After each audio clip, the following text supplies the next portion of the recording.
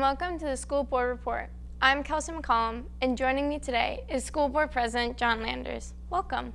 Thanks, Kelsey. As a former BSCN student, I'm always happy to be back in the studio, so thank you. Now to start us off, Mr. Landers, I know the district has been searching for a new treasurer. Can you tell us a little bit about the process?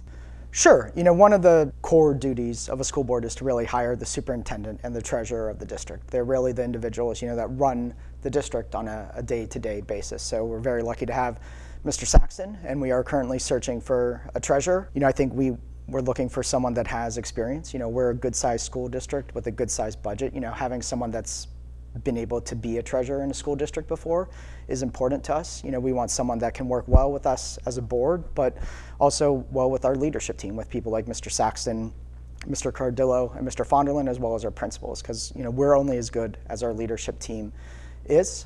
We're hoping to have someone in place in the near future. We feel in the final stages of our search, and we're just excited to hopefully finish off this process and get another good leader on our team. We're very thankful to the Mahoning County ESC. They have a service that's no additional cost to our district to be able to provide an interim treasurer on a short-term basis. So Ryan Jones has been serving as our interim treasurer, and we're very thankful for him and the work of the Mahoning County ESC to be able to provide that service. The March 28th board meeting was filled with student recognition. Can you highlight some of the achievements? Yes, so last night, March 28th, we had our March board meeting. I think that's one of our favorite parts of being a board member, and this is my 13th year on the board. I think it's the most student recognition we had on the meeting, so I'm glad to highlight 5 AAC championship teams, as well as 4 AAC players of the year. We had a really great winter sports season across all of our sports. Also to highlight, obviously our boys and girls bowling team, who both made the state tournament. So we wanted to make sure we recognized them.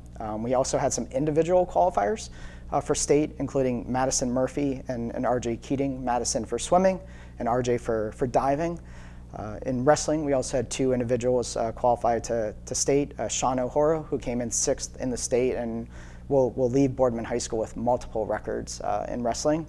And also Lexi Beadle, who is really, I think, just an amazing student athlete. Came in 7th at state. This is her 2nd trip to state, and she's a sophomore. So we're very excited for Lexi to be a Spartan. And then for indoor track, we highlighted Joe Safara, who just started throwing the shot put, apparently, but also came in 5th in state at the indoor track meet. It's not just athletics. We're, as Mr. Zur and Mr. Saxton all preach, we try to highlight the 3 A's. So we also had some really wonderful students in terms of art. Anna Zhang, who's a senior at the high school, won the Governor's Award and is one of 300 pieces of art across the entire state of Ohio that will be highlighted in Columbus. There are more than 8,000 pieces of art submitted across the state, and for Anna to do that, that's really awesome, and it was a beautiful piece of art that we had on display at the board meeting. We also had 2 students, one from West Boulevard and one from Boardman Center Intermediate, who were fire safety poster contest winners across the entire state of Ohio. I believe they identified 12 state winners across Ohio, and we were lucky enough to have 2. So I think I know our high school art teachers who were there last night were very excited about the future of our art program as well. National Honor Society was also recognized at the meeting for a new chapter they had called Letters for Rose, which I believe tries to, improve loneliness. They're writing letters and correspondence to individuals across the community. So that's a new program, new chapter that our National Honor Society started here, and we're very excited to hear more about it.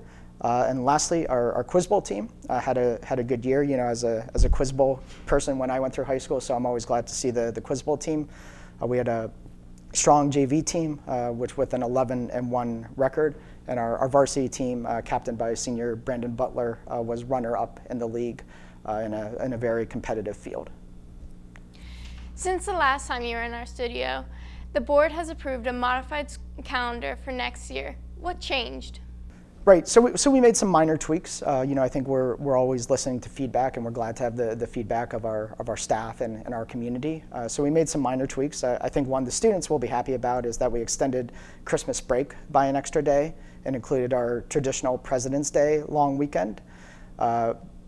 Adding those days does have an effect, obviously, so we'll push the last day of school back a little later, and as well as the students' last day of school, which will be Wednesday, June 7th, 2023.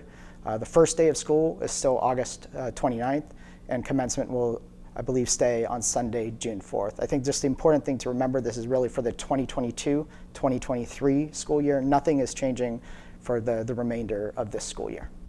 Speaking of scheduling, the board also approved a schedule for summer school. What should parents know about that? I think that we're providing a wide range of offerings across our buildings. If there are students in need of remediation courses, that will be at no additional cost to parents and families in the community. Our principals and our schools will be reaching out to those families where that may be applicable to encourage them to attend. Something I think a little different this year is that classes will actually be held in every building in the district. Usually we just try to pick one site or one site kind of per grade band. Times are usually in the morning and should be done before noon, but we really encourage you to check on each individual building schedule because they may be able to tweak, and I would encourage you to reach out to your principal if you had any specific questions. Also, another thing to highlight, we're very thankful for a great partnership with the local United Way. Success by 6 for our incoming students, kindergarten students, will be 3 weeks, starting Monday, July 11th until Thursday, July 28th, and that will start at 8:30 and go until noon. So we're, once again, very thankful to have that program and to partner with the local United Way, and I think it's great for our community and for our newest Spartans. So. Well, that all sounds really exciting. Is there anything else you'd like to add? Sure. We're, I think, getting to the time in the academic year where there's always something on the calendar, right? And I think I said it a little bit at our board meeting last night, but especially with all the recognition and with things like Project Mayhem, We Will Rock You at Glenwood, it's just kind of powerfully emotional, and makes, as a school board member, just makes you feel very proud of all of you, of all of the students, and what all of you are able to accomplish, from our kindergartners to our seniors in high school who will be leaving us in a couple months. To be able to stand, in the crowd at Mayhem, which was, I think, an amazing, beautiful, wonderful show, and as well as, what our future high schoolers did at We Will Rock You at Glenwood. I think we're just very lucky and very blessed, and it just makes me proud to be a Spartan and proud to be part of this school board. And it doesn't stop. We have the Jazz Fest concert coming up on April 5th. The name escapes me, but I believe there's a 2-time Grammy winner performing with them. So I know Mr. Ruggieri and his students are very excited. So it's just very exciting, and it's going to be a busy couple of months till the end of the school year. But I think we're just happy and thankful to be Spartans.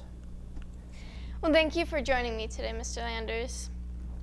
The Boardman School Board meets at Boardman High School on the 4th Monday of every month at 6:30 p.m. The public is always welcome. For BSTN, I'm Kelsey McCallum. Have a great day.